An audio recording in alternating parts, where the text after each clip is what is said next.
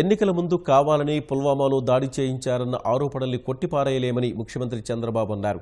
నరేంద్ర మోదీ ఏమైనా చేయగలరని, గోత్రా నరమేధాన్ని మరవలేమని వ్యాఖ్యానించారు.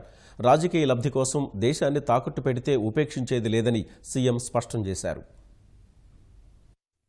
పుల్వామా దాడి ఘటనలో కేంద్రం పాత్రపై ముఖ్యమంత్రి చంద్రబాబు అనుమానం వ్యక్తం చేశారు. ఈ అంశంలో పశ్చిమ బంగా ముఖ్యమంత్రి మమతా బెనర్జీ చేసిన ఆరోపణలు కొట్టిపారేయలేమని అభిప్రాయపడ్డారు. ఎన్నికలకు ముందు కావాలనే ఈ దాడి చేయించారంటూ మమత చేసిన వ్యాఖ్యలను సీఎం గుర్తు చేశారు. పార్టీ నేతలతో టెలికాన్ఫరెన్స్ నిర్వహించిన సీఎం దేశ భద్రత కోసం ఆంధ్రప్రదేశ్ కట్టుబడి ఉంటుందని, ఐక్యంగా పోరాడేందుకు వెనకడబోమని స్పష్టం చేశారు. సైనికులకే తమ మద్దతు ఉంటుందన్నారు. నరేంద్ర మోదీ ఏమైనా చేయగల సమర్థుడని, గోత్రాలో 2000 మంది నరమేధాన్ని మరవలేమని చెప్పారు. ప్రపంచ ఆర్థిక సదస్సుకు రాకుండా కూడా మోదీని అడ్డుకున్నారని చంద్రబాబు గుర్తు చేశారు. సరిహద్దు రాష్ట్రాల్లో ప్రభుత్వాల అస్థిరత ప్రమాదకరమన్న సీఎం అక్కడ రాజకీయ లబ్ధిని చూడరాదని, భాజపా రాజకీయాలతోనే జమ్మూ కశ్మీర్లో సంక్షోభం ఏర్పడిందని వ్యాఖ్యానించారు.